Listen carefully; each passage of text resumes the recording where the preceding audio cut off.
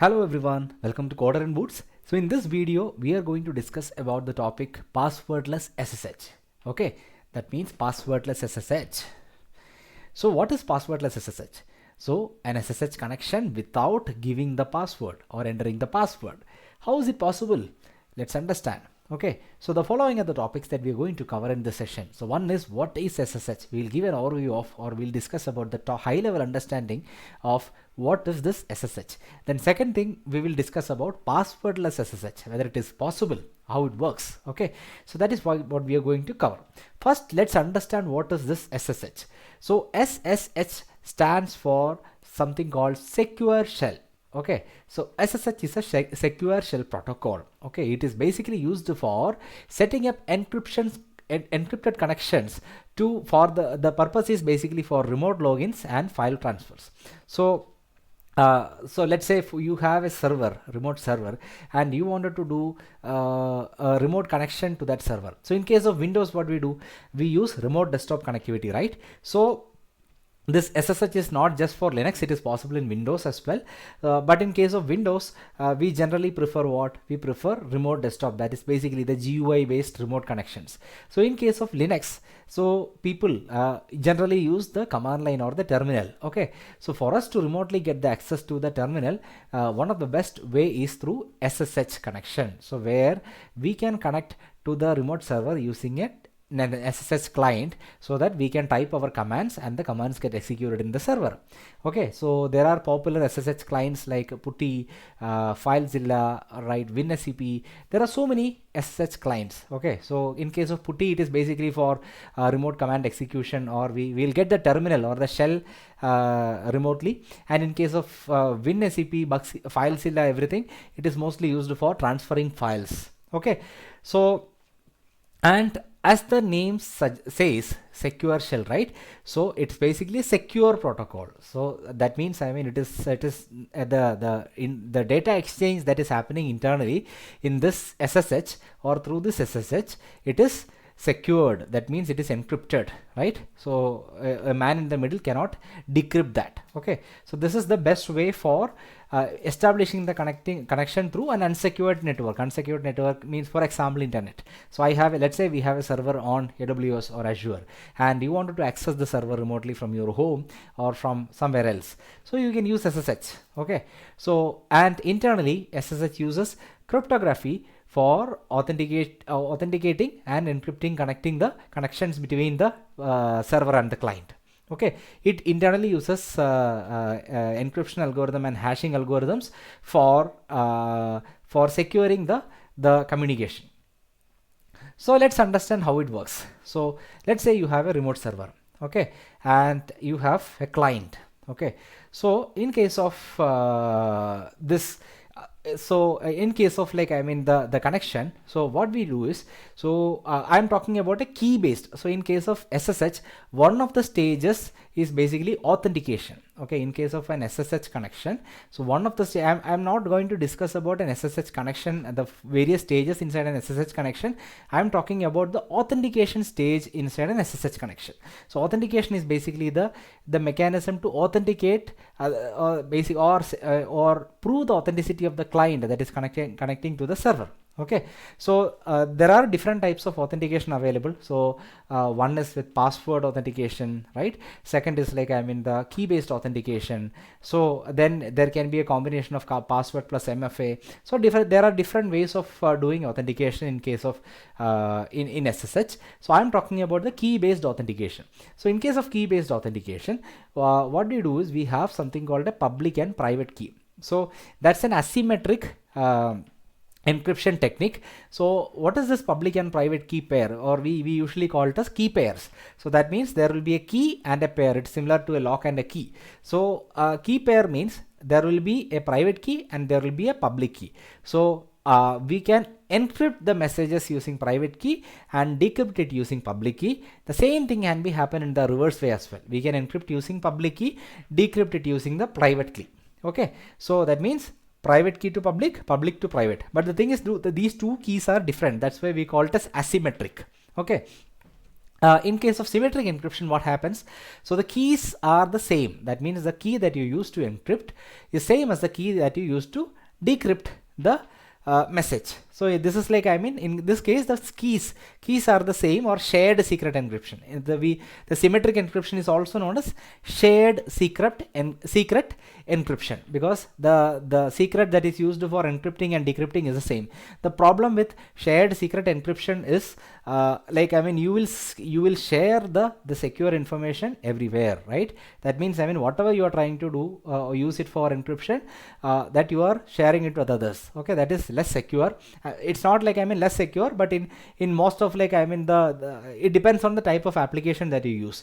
But generally, the shared keys encryption is less secure compared to the asymmetric encryption. Okay, so as I explained, so we have a public key and private key. Private key can be used for basically the public key and private key both can be used for encrypting as well as decrypting. So if one is used for encrypting, the other will be used for decrypting.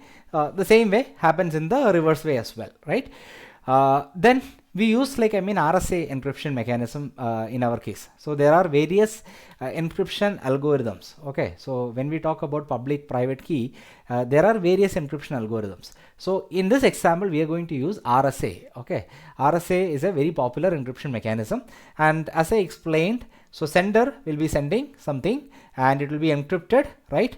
And the receiver will decrypt it, and he will take it.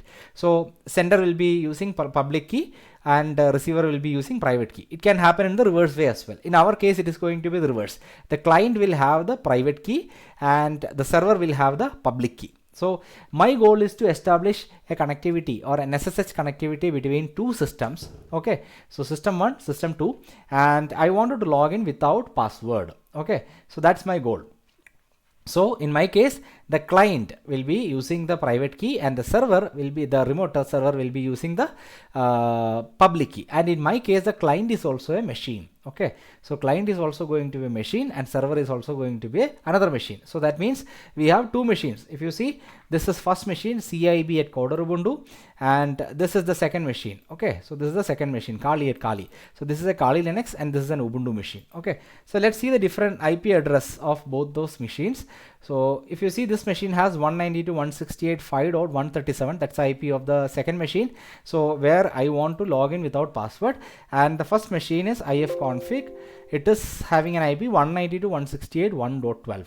okay, so that means what I am trying to achieve is a connection from machine 1 to machine 2. The IP address of machine 1 is, okay, so this is the IP address of the machine 1, and the IP address of machine 2 is this one. Okay, and I wanted to establish a passwordless SSH between these two. Okay, so SSH from SSH, okay, without password.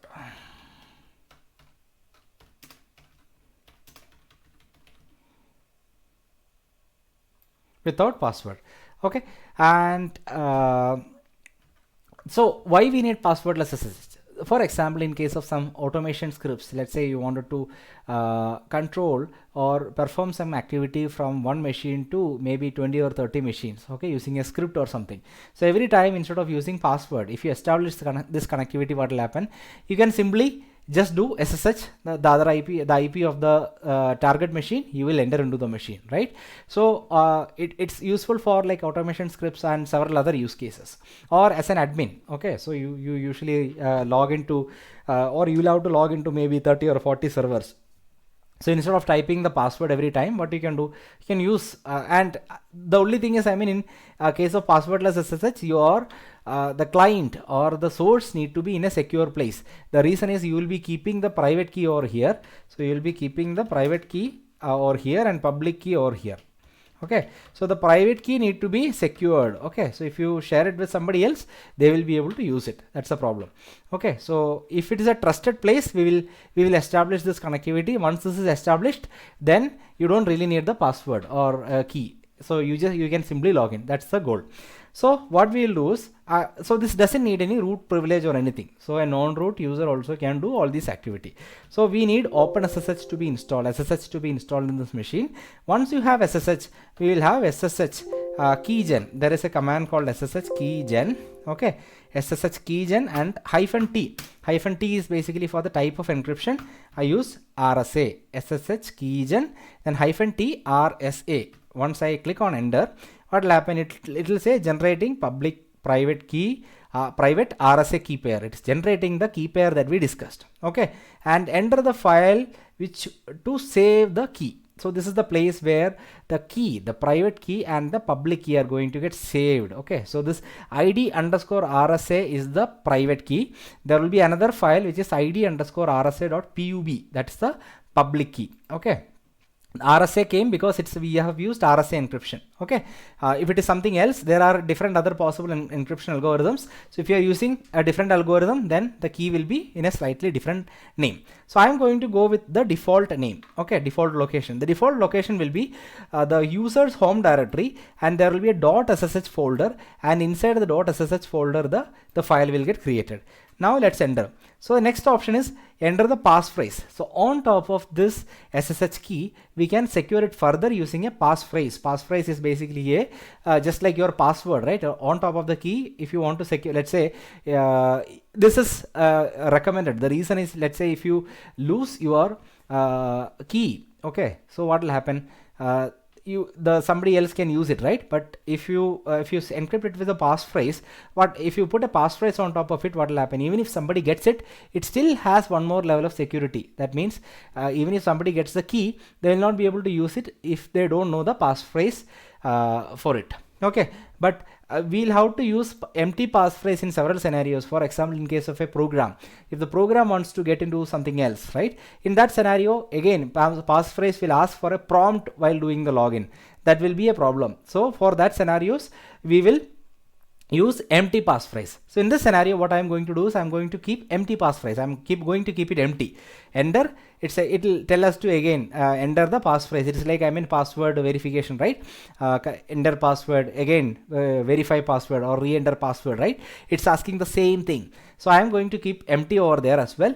Now you see, it created the key pair. You see, it's a home cib.ssh id_rsa, and similarly home cib.ssh id_rsa.pub. Okay, the key pair got generated here. So this is the private key, and the one with .pub is the public key. And you see that there is something called a key fingerprint. Okay, fingerprint is basically the fingerprint corresponding to the key pair. Okay, so this fingerprint can be generated from the public key as well as private key, and this fingerprint has to match. Okay, so this fingerprint is something that we use it for matching the key pair. So you can see this, you can see a random picture, right? So this random picture, if you create it using, or if you generate it using the public or private, it will match. It has to match. This is something that we use for verifying, or verifying whether a public and private key matches or not. So you can even verify it later using ssh-keygen, okay, -lv.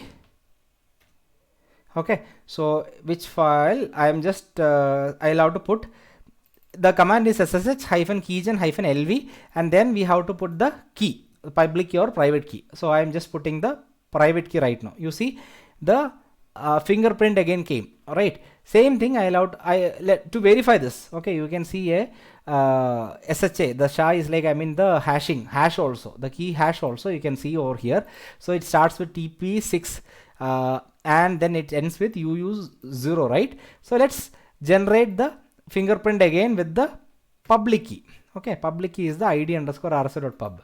So, and created here. You see the hash of, or the fingerprint of first of all this picture. Okay, this random picture, you see it's matching. Okay, and similarly the fingerprint over here, you see it is matching, ends with UU0, ends with UU0, starts with TP6, starts with TP6. This entire thing is matching. Okay, that means it is a valid one. So if this is not matching, that means it is invalid, right? It is not a pair. So this is the mechanism internally inside this SSH mechanism. Internally they also use this mechanism to verify whether the key pair matches or not. Okay, so now we have what? We have generated the key pair. Okay, that's the first step in case of establishing passwordless SSH. So we generated the key pair. Now what we need to do? We need to copy the public key. So in this mechanism, we will transfer the public key from here. So this is the machine where I am. This is the client machine, we can say. So I wanted to establish passwordless SSH to a different machine. So to that machine, we need to copy the public key. So private key, we will keep it locally. Public key, we need to transfer to the other machine. Okay. So we can do the transfer in two ways. One is if you have SSH access to that. Okay. If you know the password of that machine, what you can do is you can there is something called ssh-copy-id. Okay, there is a command called ssh-copy-id. So you can do ssh-copy-id username @ host name or the IP address of the target machine. So what is the IP address of the target machine? We have 192.168.5.137, right? 192.168.5.137. So what will happen is when we do execute this command, this will ask the password of this machine for the first time. So when I enter the password, this will copy the file from here, the public key from here, and then it will paste it to in this target machine. It will create a directory .ssh, and here inside, let me show you the directory. This is home, the target machine's user, and .ssh directory. It will create something called authorized keys, a file with the name authorized keys, and paste the content of the public key to the authorized keys. Okay, so and along with that, one more thing this machine will do is this machine will add the other machine's data to the known host of this machine. So that means they establish the trust. Okay, it's like establishing the trust. So at the first time, that's why so the prerequisite is we need the login access to the target machine. Okay, so we can do it in two ways. One is using this command itself. Second is by manually copying the file. Okay, let's do it using the command first time. Okay, so I am just entering this one. So now you see ssh-copy-id, source of the key to be installed. Okay, so it will be, this is the source key, that is a public key. Okay, now you see this is it's telling authenticity of the host can't be established, fingerprint. Okay, this is not known to the other names. Are you sure you wanted to continue? Because this is the first time we are establishing the connection, right? So that's why it is telling it's an unknown host. So I'm saying okay, trust, I wanted to continue. Now you see it's going to do okay, attempting to log in using new key. Okay, filter out that any keys are already installed. It's giving some messages and all. Now after that, it is asking me the password of the target machine. I am entering the password of the target machine. Now you see number of keys added. Okay, so it's added, one key got added, and now let's see what happened in the target machine. Previously when we did ls inside this directory, there was nothing, it was empty. Now let's do ls. When we do ls, the file got created. File is there with the name authorized keys. Let's see the content of the file.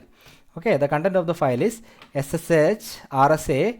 Okay, so a long string. Okay, long string is there inside this authorized key. So what is this file? So this is basically our public key. Let's cat this file. Okay, so this is the same file, right? Whatever we have inside the public key, the content of the public key is copied to the authorized keys of the target machine, right? Now what they are saying, now you can do ssh kali at the that means ssh username @ hostname or the IP address of the target machine. So now if you do this, it won't ask for the password. Now if you do this, it won't ask for the password. You see, I directly entered into the target machine, right? It directly entered into the target machine. So like this we can use the same public key to log into n number of machines. So what I'll do is, now what I'm going to do is I'm going to create a new user over here. Okay, sudo add user. Okay, coder user 01, right? I am creating a user here with coder user 01 Kali. Okay, now you see it is I'm just creating, I created a new user coder user 01 in the target machine.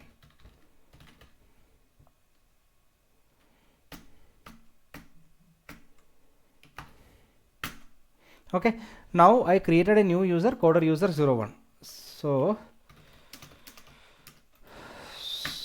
now you see I am in who am I am coder user 01, right? So this passwordless SSH, when we establish, what will happen is this passwordless SSH will happen from one user account to another user account, right? Whatever we have established right now is to the user account Kali. It will go inside the Kali user. So now I wanted to do the passwordless SSH to coder user 01 also, okay, to this new machine. So here if you see, there is nothing in the home directory. You won't see anything like .ssh or anything. So what I'm going to do is I'm just going back to my coder user. Let's do SSH at coder user 01 at 192.168.5.137, right? You see it is asking me for password because passwordless SSH is not established to the second user. So let me diagrammatically represent. So this is our Kali user. So okay, so here we have established. Now we have another user, that is the coder user. Okay, this is the another second user in the same machine itself, but this is not happening. Okay, this is not happening because we have not established 01. Okay, we have not established. The goal is to establish this connectivity. So we are going to use the same public key. Okay, so we can reuse the same public key. Now you see I'm entering the password to get into this user, right? So I don't want to use the password. I wanted to use passwordless. So I'm not going to create a new key pair. What I'll do is I'll go inside SSH of the coder user, my first machine's user. So what I need to copy the public key from here to the public key of the authorized keys file inside the other machine, right? So cat id underscore RSA. So in this case, what I'll do is I'll not use copy id, SSH copy id command. I'll show you how to copy it manually. Okay, so that is what I'm going to do. So manually means we can either do cp command. We can just do scp. Scp is a command for copying between host or machines. Okay, scp means we can transfer the file. Second option is we can copy the content. Okay, copy the content just like this and paste it to the target file. So let's create a file over here. So the only thing we need to take care is we need to preserve the permissions of the folders properly. When you are creating the SSH directory, you see the permission, it is 700, right? That's the permission of .ssh. Okay, and inside this .ssh we'll have authorized keys files. So in case of the other user, so authorized keys is 600. Okay, authorized keys permission is 110, so it's a 600, and SSH directory permission is 700, right? So let's create the .ssh here, mkdir, and I'm creating the directory .ssh/.ssh. Creating the directory. I created the directory. Now let's see the permission of .ssh. It came with 775, right? I'll do chmod 700 to .ssh. I'm changing the permission. Now .ssh is with 700. The permission is matching. Now let's get into .ssh. Now we need to create a file authorized keys, right? touch touch authorized. The spelling has to be proper. Authorized keys. Okay. Now you see the permission is 554, right? We need to change it to 600, right? So what we'll do, chmod 600 to authorized keys. Now what we'll do, we'll edit the file, right? Now let's copy the public key from there to here. So it has content still here, right? So what I'll do is I'll copy the content. I copied and pasted the content here. Now you see it has a full string from there to here. Now I have in my coder users home directory, I have my SSH directory created. I added authorized keys file and I have the right permissions also defined. Okay.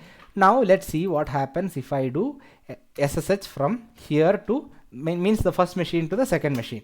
SSH coder user 01 at, so first time it will say unknown host. No, okay, so it's not unknown host because we have already logged into the Kali machine, so it will not say that. Let's see what happens. So then IP address, we need to get the IP address, right? It is 192.168.5.137.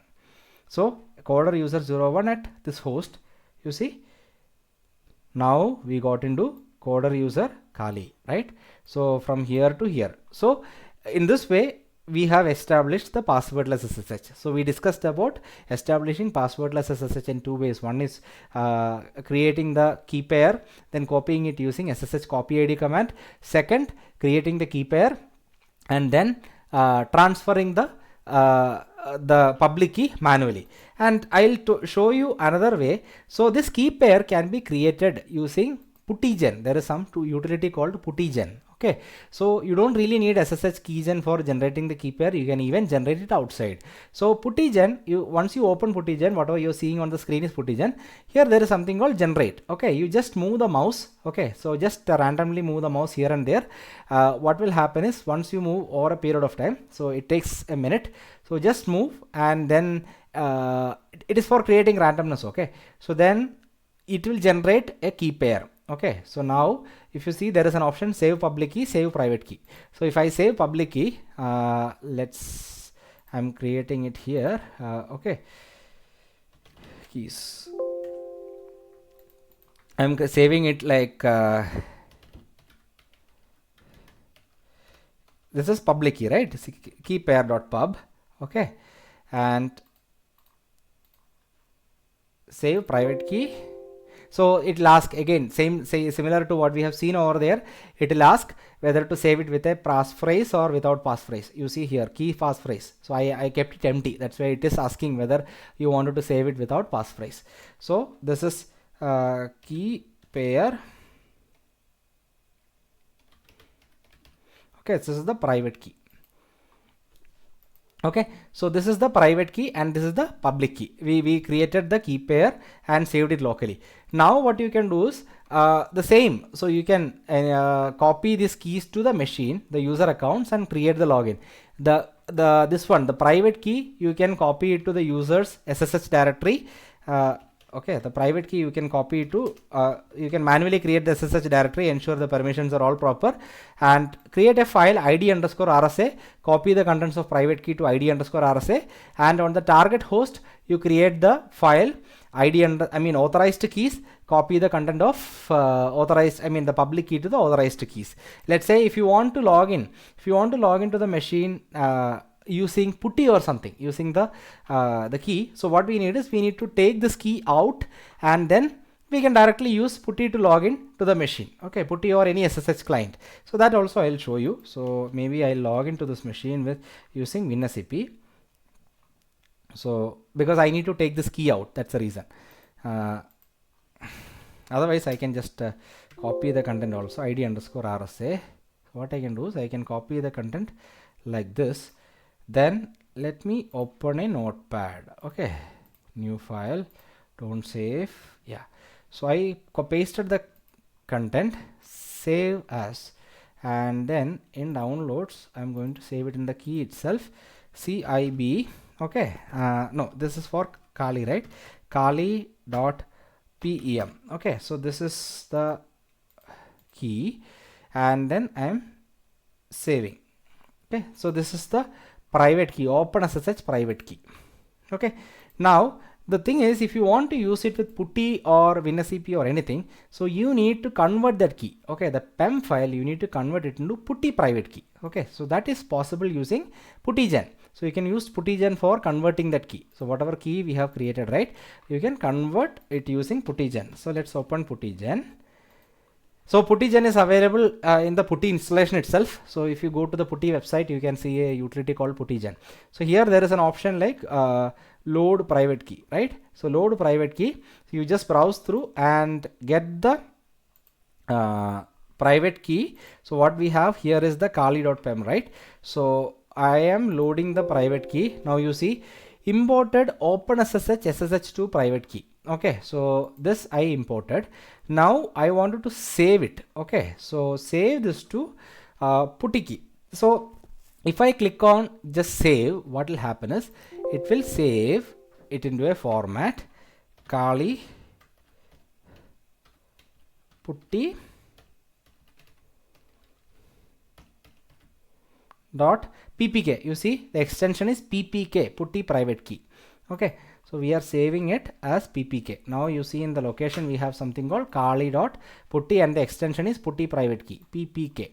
Okay, now we can use this converted key. Okay, so this converted, and you can see over here the type of key, right? RSA, DSA, ECDSA, EDDSA, SSH1. There are different types, right? We are using RSA in this case. Okay, so what we can do is we can use putty to log into the other machine without using this key. So let's enter type putty and let's enter the IP address of the target machine. That means our Kali's. This is not Kali machine. This is 192.168.5.137. This is the IP, and instead of username, instead of the password, what we lose, you have to expand the SSH option on the left hand side, and you will see an auth option, and again expand that, you will see a credentials option. Once you click on the credentials under auth, you will see an option to browse the private key. Okay, so you browse the private key and you can specify the ppk file. Okay, now I am specifying that and click on open. So it will ask for the username. So I am just entering Kali. Now you see directly entered. It didn't ask me for the password. So using the key I logged in. Okay, so this is how the key based authentication works. Okay, so now we have seen how the key based authentication works between machines and with from a client software to a machine. Okay, so this is how it works. So if you have any questions related to this SSH, OpenSSH or the passwordless SSH, feel free to comment below this video. I'll definitely respond back. Okay, I hope this session is useful. Thank you very much for watching this video.